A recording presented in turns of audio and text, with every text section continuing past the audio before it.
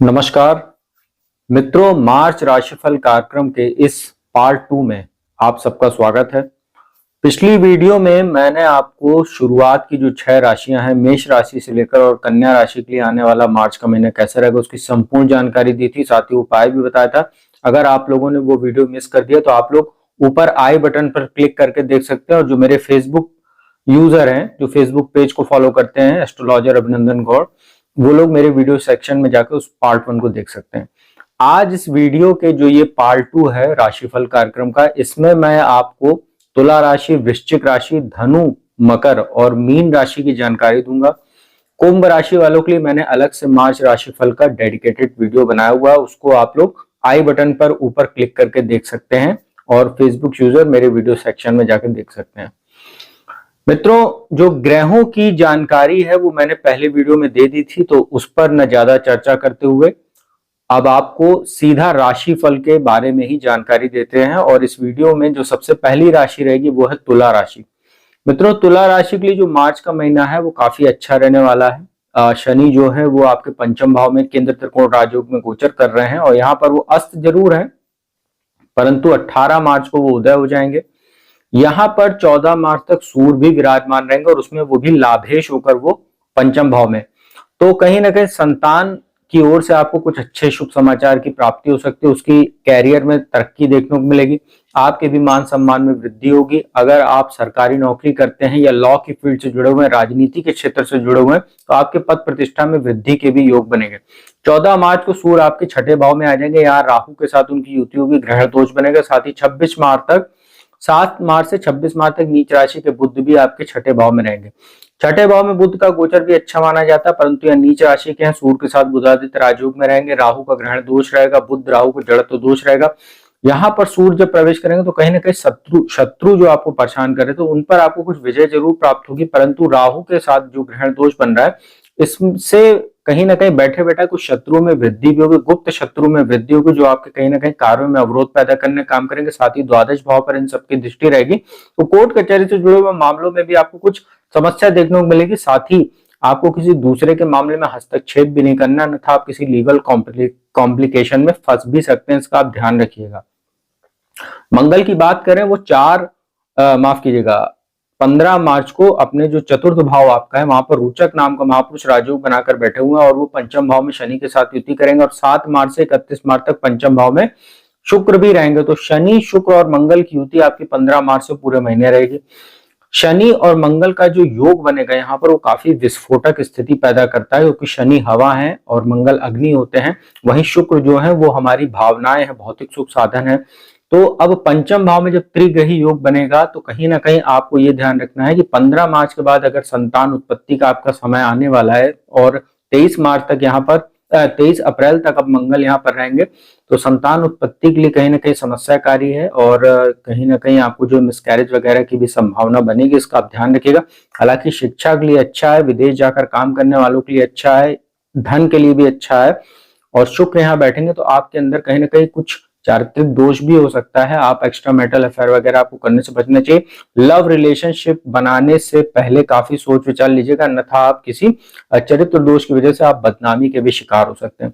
वहीं बृहस्पति की बात करें, सप्तम भाव में बैठे हुए हैं और केंद्र स्थान में है, और लग्न पर, एकादश भाव पर, तीसरे भाव पर दृष्टि है। सप्तम भाव वैवाहिक सुख का, व्यापार का, साझेदारी में घर होता है। बृहस्पति की वजह से यहाँ से अविवाहित लोगों के रिश्ते तय होंगे। आपका जो वैवाहिक जीवन है उसमें जरूर कुछ समस्या की, क्योंकि शनि की नीच दृष्टि सप्तम भाव पर रहेगी। लाभ भाव पर बृहस्पति की दृष्टि होने से पति पत्नी को एक दूसरे के भाग्य का सहयोग मिलेगा, साझेदार की ओर से भी आपको कहीं ना कहीं कुछ लाभ देखने को मिलेगा। लग्न पे दृष्टि रहेगी, मान सम्मान आपका लगातार बढ़ता रहेगा, और कहीं ना कहीं जो समस्याएं आती रहेंगी तो लग्न पर जो बृहस्पति की दृष्टि है वो उससे आपको निजात बृहस्पति दिलाते रहेंगे। छोटे भाई बहनों से भी संबंध अच्छे रहेंगे, और मित्रों का भी आपको सहयोग बृहस्पति दिलाते रहेंगे तीसरे भाव पर दृष्टि डालकर। ओवरऑल जो आपके लिए अगर स्थितियां देखें तो काफी अच्छी हैं। बस आपको ये ध्यान रखना है कि संतान के स्वास्थ्य का और संतान उत्पत्ति के लिए जो समय चल रहा है 15 मार्च के बाद जब मंगल शनि की युति बनेगी पंचम भाव में, वहां से आपको ध्यान देने की बात रहेगी। राशि के क्रम में दूसरी बात करते हैं, वो है वृश्चिक राशि। आपके ऊपर शनि की ढैया चल रही, चतुर्थ भाव में शनि बैठे हुए अस्त होकर 18 मार्च को यहाँ पर वो उदय हो जाएंगे। देखिए शनि यहाँ पर बैठे हैं, 14 मार्च तक सूर्य भी हैं और दशमेश होकर सूर्य चतुर्थ भाव में है, वापस उनकी दृष्टि दशम भाव पर है। तो जो लोग राजनीति के क्षेत्र से जुड़े हुए हैं या कोई ऐसा काम करते हैं जिसमें सीधा जनता से जुड़ाव आपका है या लॉ की फील्ड से आप लोग जुड़े हुए हैं, अच्छा है आप लोगों के लिए। थोड़ा सा पिता के स्वास्थ्य का और माता के स्वास्थ्य का ध्यान रखने की आवश्यकता है, साथ ही अपने भी स्वास्थ्य का ध्यान रखिएगा। और यहाँ पे सूर्य जो है वो आपके 5वें भाव में आ जाएंगे 14 मार्च से, और वहां पर राहु के साथ युति होगी, ग्रहण दोष बनेगा। बुध वहां पहले से विराजमान है, 7 मार्च से 26 मार्च तक जड़त्व दोष में है राहु के साथ। तो सूर्य राहु और बुध की युति पंचम भाव में कहीं ना कहीं संतान की ओर से आपको कुछ चिंता दे सकती है, उसका स्वास्थ्य प्रभावित करा सकती है, साथ ही आपको भी बड़े डिसीजन लेने में ये कुछ भ्रम का काम करेगी। और लाभ भाव पर दृष्टि रहेगी, तो कहीं ना कहीं आपको बड़ा इन्वेस्टमेंट करने से बचना चाहिए, शेयर मार्केट आदि में निवेश करने से आपको बचना चाहिए। 15 मार्च को जो मंगल है वो तीसरे भाव से निकलकर आपके चतुर्थ भाव में आ जाएंगे, यहाँ पर शनि मंगल की युति बनेगी और शुक्र भी यहाँ 7 मार्च से 31 मार्च तक रहेंगे। आपको ये ध्यान रखना, शुक्र आपके द्वादश भाव के स्वामी बनते हैं, वहीं शनि मंगल आपस में परम शत्रु हैं। तो कुछ ऐसा कार्य आपके माध्यम से हो सकता है जिससे आपकी जनता में लोकप्रियता घट सकती है, आपके खिलाफ कुछ षड्यंत्र हो सकता है, अनैतिक कार्यों से आपको बचना चाहिए। विपरीत के प्रति आकर्षण आपका बढ़ सकता है, जिससे आप कहीं ना कहीं अपना ही नुकसान करवा लेंगे, अपना नाम वगैरह आपका खराब हो सकता है समाज में, इसका ध्यान रखिएगा। वहीं बृहस्पति की बात करें तो जो है बृहस्पति आपके जो है वो छठे भाव में गोचर कर रहे हैं। आपको पाचन का काफी ध्यान रखना है, लीवर किडनी जनित कोई समस्या आपको हो सकती है। साथ ही जो महिलाएं ओवरी में कैंसर वगैरह की भी स्थिति ये छठे भाव में बृहस्पति बना देते हैं, तो आपको बहुत ध्यान रखना है। और द्वादश भाव पर दृष्टि है तो कोर्ट कचहरी जुड़े हुए मामलों में भी कुछ समस्या आ सकती है। साथ ही दूसरे भाव पर दृष्टि बृहस्पति की जो पड़ रही है, तो ये कहीं ना कहीं परिवार में किसी का स्वास्थ्य प्रभावित कर सकती है, या आपका भी स्वास्थ्य तो प्रभावित होगा ही, तो उस पर दूसरा भाव धन भाव होता है, तो रोग भाव में बैठ के दूसरे भाव पर देखेंगे दृष्टि, कहीं ना कहीं आपका धन जो है वो रोग आदि में खर्चा हो सकता है, इसका आप ध्यान रखिएगा। तो वृश्चिक राशि वालों के लिए अगर स्थिति देखें तो महीना कोई बहुत अच्छा नहीं कह सकते हैं और मिला जुला रहेगा, और स्थितियां आपको कहीं ना कहीं कंट्रोल करके चलनी पड़ेंगी। अभी मैं उपाय बताऊंगा अंत में। धनु राशि की बात करते हैं, आपके लिए ये महीना काफी अच्छा कह सकते हैं, कई मायनों में अच्छा है। उसमें सबसे पहले तो जो सूर्य की स्थिति है वो आपके लिए भाग्येश होकर और तीसरे भाव में शनि के साथ है। हालांकि छोटे भाई बहनों के स्वास्थ्य का आपको ध्यान रखने की आवश्यकता रहेगी, परंतु जो सूर्य की दृष्टि है वो वापस अपनी राशि पर 14 मार्च तक पड़ेगी भाग्य स्थान पर, तो भाग्य में वृद्धि होगी, पिता के स्वास्थ्य भी अच्छा रहेगा, उनके साथ सहयोग आपको मिलेगा। और कहीं ना कहीं धार्मिक यात्राएं होंगी, विदेश जाकर पढ़ने वाले छात्रों के लिए अच्छा समय, सरकारी नौकरी आदि की तैयारी करने वाले छात्रों के लिए अच्छा समय, उनको इंटरव्यू आदि में सफलता मिल सकती है। और सूर्य इसके बाद चतुर्थ भाव में आ जाएंगे, तो यहाँ पर भी अच्छा है। केंद्र त्रिकोण का राजयोग आपके लिए बन रहा है, भाग्येश होकर चतुर्थ भाव में, तो भौतिक सुख साधन की प्राप्ति आपको हो सकती है, जनता में आपकी लोकप्रियता बढ़ेगी।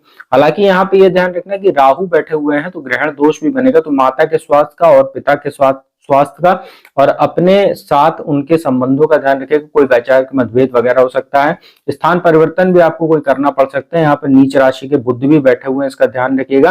सप्तमेश और दशमेश होकर नीच हो रहे हैं चतुर्थ भाव में, बड़ा इन्वेस्टमेंट वगैरह करने से आपको बचना चाहिए। साथ ही वैवाहिक जीवन में भी कुछ समस्या बुध दे सकते हैं आपको, तो इसका ध्यान रखिएगा। बृहस्पति की बात करें तो पंचम भाव में बैठे हुए हैं, अच्छी स्थिति में है, पंचम भाव में बैठते हैं। संतान उत्पत्ति के लिए जरूर ये चुनौती पैदा कर देते हैं, परंतु शिक्षा के लिए अच्छा, और जिनकी संतान पहले से है तो उनका उसके कैरियर में उन्नति, मान सम्मान में वृद्धि, भाग्य स्थान पर दृष्टि डालकर भाग्य में वृद्धि, लाभ भाव पर दृष्टि डाल के लाभ में वृद्धि करते हैं, मान सम्मान में वृद्धि करते हैं, विदेशों से व्यापार करने वाले लोगों के लिए अच्छी स्थिति बनाते हैं। और लग्न पे दृष्टि रहेगी तो जो समस्याएं ओवरऑल आपके पास आती रहेंगी लगातार, उसमें जो है बृहस्पति आपको लाभ देने का काम करेगा और आपका मान सम्मान लगातार ये बढ़ाने का काम करेंगे। और शनि की स्थिति की बात करें तो शनि 18 मार्च को तीसरे भाव में उदय हो जाएंगे, और 15 मार्च से जो है शनि के साथ मंगल की युति होगी तीसरे भाव में कुंभ राशि में, और 7 मार्च से 31 मार्च तक शुक्र भी रहेंगे। तो शनि मंगल शुक्र की युति तीसरे भाव में रहेगी, आपके लिए जो है विदेश यात्राओं के योग बना रहा है, लाभ के लिए लाभदायक यात्राएं होती रहेंगी। परंतु ये ध्यान रखना आपके उग्रता में, आपके स्वभाव में थोड़ी उग्रता आ सकती है, क्योंकि तीसरा भाव पराक्रम का है। शनि मंगल आपस में परम शत्रु हैं, तो आपकी कहीं ना कहीं जो साहस दुस्साहस में बदल सकता है, जिससे आप किसी बैठे बैठाए वाद विवाद में भी फंस सकते हैं। और पिता के साथ कहीं ना कहीं 15 मार्च के बाद कुछ संबंध प्रभावित होंगे, क्योंकि वहां से सूर्य भी जो है ग्रहण दोष में आ जाएंगे। तो ओवरऑल आपके लिए अच्छी स्थिति कह सकते हैं, घूमने फिरने के लिए, ट्रैवल करने के लिए, पढ़ाई के लिए, विदेश जाने के लिए। बाकी जो स्थितियां हैं पिता के साथ संबंधों को लेके या उनके स्वास्थ्य को लेके, वहां से कुछ 15 मार्च के बाद स्थितियां प्रतिकूल हो सकती है, वहां ध्यान रखिएगा। मकर राशि की बात करते हैं, आपके लिए भी ये महीना कोई बहुत अच्छा नहीं कह सकते हैं। दूसरे भाव में शनि का गोचर चल रहा, अस्त है वहां पर, 14 मार्च तक सूर्य भी बैठे हैं। परिवार में कुछ स्थितियां, मनमुटाव की स्थिति, पैतृक संपत्ति से जुड़े मामलों में कुछ समस्या। और इसके बाद जो बृहस्पति की स्थिति है वो जो है आपके चतुर्थ भाव में है। यहाँ से वो स्थितियां आपके लिए कुछ अनुकूल जरूर कह सकते हैं। चतुर्थ भाव में बृहस्पति बली भी होते हैं और स्थिति आपके लिए अच्छी, कार्यस्थल पर अच्छे अवसर बना रहे हैं। और कुछ अगर लीगल कॉम्प्लिकेशन वगैरह चल रहा था किसी मामले को लेकर, तो बृहस्पति उसमें उसमें राहत आपको देने का काम करेंगे। शनि की 7.5 का आपको अंतिम चरण चल रहा है, इसका ध्यान रखना है। लग्न में मंगल बैठे हुए हैं 15 मार्च तक, उच्च राशि में रुचक नाम का महापुरुष राजयोग बना के, इसके बाद वो 15 मार्च को दूसरे भाव में आ जाएंगे। सूर्य 14 मार्च को निकल के तीसरे भाव में आ जाएंगे, वहां राहु के साथ ग्रहण दोष बनेगा। वो तो कुछ तीसरे भाव में ठीक ठाक स्थिति रहेगी उनकी, परंतु जो मंगल की स्थिति आपकी 15 मार्च से और पूरे महीने रहने वाली है, शुक्र भी वहां रहेंगे आपके चतुर्थेश होकर और दूसरे भाव में। वो कहीं ना कहीं वाणी जबरदस्त आपकी प्रभावित होगी। अगर आप वाणी संबंधित कोई काम करते हैं, जैसे एडवाइजरी काम करते हैं, ज्योतिष का काम करते हैं, बोलने संबंधित कोई भी काम करते हैं, तो वहां पर बहुत ध्यान रखिएगा, शब्दों का चयन बहुत अच्छे से करिएगा, अन्यथा आपकी नौकरी वगैरह भी छूट सकती है, इसका आप ध्यान रखिएगा। बृहस्पति की बात करें तो मैंने बताया कि वो स्थितियों को कंट्रोल करने में आपको रहेंगे, परंतु आपको बहुत ही संयम बरत के चलना अपने स्वभाव में। मकर राशि वालों के लिए गोचर कोई बहुत अच्छा नहीं है, ना महीना आपके लिए बहुत अच्छा कह सकते हैं। आप लोगों को अभी मैं उपाय बता रहा हूं अंत में, वो कीजिएगा तो कुछ स्थितियां कंट्रोल में रहेंगी। अंतिम राशि मीन की बात करते हैं इस वीडियो में। और कुंभ राशि वालों के लिए मैंने जैसे बताया कि मैंने पहले से डेडिकेटेड वीडियो उनके लिए बनाया हुआ, आप जाकर देख सकते हैं उसको। मीन राशि की बात करें, आपके लिए भी कोई बहुत अच्छा महीना नहीं है, लेकिन स्थितियां फिर भी कंट्रोल में है। उसका कारण है कि जो बृहस्पति है वो आपके दूसरे भाव में बैठे हुए हैं और वहां पर वो धन भाव में बैठे हुए हैं, छठे भाव पर, अष्टम भाव पर, दशम भाव पर दृष्टि। तो धन के लिहाज से बृहस्पति आपके लिए बहुत अच्छी स्थिति। वाणी संबंधित अगर आप कोई काम करते हैं, ज्योतिष का काम करते हैं, लॉयर आदि हैं, या एडवाइजरी का काम करते हैं, कंसल्टेंसी का काम करते हैं, उसमें जो या शिक्षक आदि हैं, तो आपके लिए बृहस्पति धन के लिहाज से बहुत अच्छा काम ये आपको करा सकते हैं। रोग ऋण शत्रुओं में भी आपको कहीं ना कहीं शांति दिलाने का काम करेंगे। दुर्घटना आदि के योग जो बन रहे हैं, द्वादश में शनि के बैठने की वजह से मंगल भी वहां 15 मार्च से आ जाएंगे, सूर्य 14 मार्च तक ऑलरेडी वहां पे हैं। लग्न में आपके राहु बैठे हुए हैं और यहाँ पर 14 मार्च जो सूर्य राहु का ग्रहण दोष बनेगा, वहां से वैवाहिक जीवन आपका थोड़ा सा डिस्टर्ब होगा, वहां पे आपको ध्यान रखने की आवश्यकता रहेगी। और मंगल जो जब 15 मार्च को द्वादश में आएंगे, अष्टम दृष्टि उनकी द्वादश में बैठ के सप्तम भाव पर रहेगी। सूर्य राहु की ऑलरेडी दृष्टि रहेगी, नीच के बुध की भी 26 मार्च तक सप्तम भाव पर दृष्टि रहेगी। जबरदस्त आपका वैवाहिक जीवन इस महीने प्रभावित होने वाला है। छोटी छोटी बातें बड़े विवाद का रूप ले सकती हैं। साथ ही जिन लोगों का तलाक चल रहा है, तलाक का मामला चल रहा है, उनकी वजह से भी कहीं ना कहीं बहुत मानसिक तनाव आपका बढ़ेगा, खर्च बढ़ेगा, कोर्ट कचहरी से जुड़े मामलों में आपका धन व्यय होने वाला है, क्योंकि द्वादश में मंगल बैठेंगे तो ये कहीं ना कहीं सप्तम भाव पर दृष्टि डालकर आपको लीगल कॉम्प्लिकेशन भी दे सकते हैं। साथ ही व्यापार में भी आपके कुछ हानि के योग बन रहे हैं, तो बड़ा इन्वेस्टमेंट करने से पहले आपको बचना चाहिए। अपने साझेदार पर आंख मूंद कर भरोसा न करें, अन्यथा आपको धोखा वगैरह भी हो सकता है, इसका आप ध्यान रखिएगा। और बृहस्पति की बात मैंने जैसे बताई, वही आपके लिए थोड़ा सा वरदान साबित हो सकता है, बाकी स्थितियां आपके लिए अनुकूल नहीं है। द्वादश में शुक्र भी आ जाएंगे और वो कहीं ना कहीं आपके लिए वो भी कुछ समस्या देंगे, खर्चा आपका बढ़ाएंगे वहां पर, और ये कहीं ना कहीं आपके लिए स्थितियां ठीक नहीं है। अष्टमेश होकर और द्वादश में रहेंगे, स्थान परिवर्तन वगैरह भी आपका हो सकता है। हालांकि विदेश अगर आप जाना चाह रहे हैं, चाहे शिक्षा के लिए, चाहे किसी बिजनेस को शुरू करने के लिए या सेटल होने के लिए, वहां पर ये स्थितियां शनि मंगल शुक्र की आपके लिए कुछ फायदेमंद साबित हो सकती है। बाकी ओवरऑल स्थितियां आपके लिए अनुकूल नहीं है। तो मित्रों, यह था जो 5 राशियां हैं। कुंभ राशि के लिए मैंने अलग से वीडियो बनाई, मैंने बताया, उसका आई बटन पर मैंने शुरुआत में लिंक भी दे दिया, आप देख सकते हैं। तो जो उपाय की बात कर लेते हैं, जो 5 राशियां, सभी राशियां हैं, मतलब जो इस वीडियो में 6 राशियां, तो आप लोगों को 8 मार्च को जो शिवरात्रि पड़ने वाली, महाशिवरात्रि, आप लोगों को भगवान शिव का पूजन दर्शन करना चाहिए, मंदिर जाना चाहिए। अगर मंदिर नहीं जा सकते तो घर पर ही शिवलिंग का जलाभिषेक करें, दुग्धाभिषेक करें, पंचामृत से उनको स्नान कराएं, सफेद चंदन अर्पित करें और नैवेद्य पुष्प अर्पित करें। साथ ही उनको जो है सुगंध अर्पित करें और जो है भगवान शिव के जो चालीसा है रुद्राष्टकम है, नमामि शमीशान निर्वाण रूपम विभुम व्यापकम ब्रह्मवेद स्वरूपम निजम निर्गुणम निर्विकल्पम निरीहम चिदाकाशम आकाशवासम भजेयम, रुद्राष्टकम का पाठ कर सकते हैं। या रावण कृत तांडव स्तोत्र का भी आप लोग पाठ कर सकते हैं। जटाटवी गलत जल प्रवाह पावत स्थले गले विलंब विलंबिताम भुजंग तुंग मालिकाम, ये रावण कृत तांडव स्तोत्र अगर आप इसका पाठ नहीं कर सकते तो आप इसको अपने मोबाइल या सीडी प्लेयर आदि में लगाकर सुन भी सकते हैं, वो उससे भी आपको काफी फायदा होगा। और बिल्व पत्र जरूर अर्पित कीजिए। बिल्व पत्र अर्पित करते समय त्रिदिनम त्रिगुणाकारम त्रिनेत्रम च त्रियाधुतम त्रिजन्म पाप संघारम एक बिल्व शिवार्पणम, इस मंत्र का जाप करते हुए बिल्व पत्र अर्पित कीजिए, तो आप लोगों के लिए कहीं ना कहीं भगवान शिव का जो आशीर्वाद प्राप्त होगा उससे आपका महीना और भी बेहतर हो जाएगा। और जो नकारात्मकता है, जो ग्रहण दोष बनेगा 14 मार्च से सूर्य राहु का सभी राशियों के लिए, या जो बुध और राहु का जो जड़त्व दोष 7 मार्च से 26 मार्च तक रहेगा, या शनि मंगल का जो 15 मार्च से और पूरे महीने जो एक विस्फोटक योग बनने वाला है, ये तमाम तरह के जो दुर्योग बन रहे हैं उससे आपको भगवान शिव की पूजा उपासना आपको राहत देगी। तो मित्रों, उम्मीद करता हूँ वीडियो आपको अच्छी लगी होगी, इन्फॉर्मेटिव लगी होगी। यदि वीडियो अच्छी लगी उसको लाइक कीजिएगा, शेयर कीजिएगा, कमेंट कीजिएगा और ज्यादा से ज्यादा आप लोग वीडियो को शेयर किया कीजिए, तो बेहतर रहता है मेरे लिए भी। तो अब मैं अपने वाणी को यही विराम देता हूँ। अगली वीडियो में आपको किसी नए विषय के साथ जल्दी मिलूंगा। साथ ही जो लोग कुंडली विश्लेषण कराना चाहते हैं तो मेरा नंबर डिस्क्रिप्शन स्क्रीन दोनों पर उपलब्ध है, उस पर संपर्क करके आप लोग अपॉइंटमेंट ले सकते हैं। मेरे द्वारा कुंडली विश्लेषण का लाभ देश दुनिया के किसी भी कोने से प्राप्त कर सकते हैं। अब मैं अपने वाणी को यही विराम देता हूँ। अगली वीडियो में आपको नए विषय के साथ जल्दी मिलूंगा। तब तक के लिए ओम नमः शिवाय।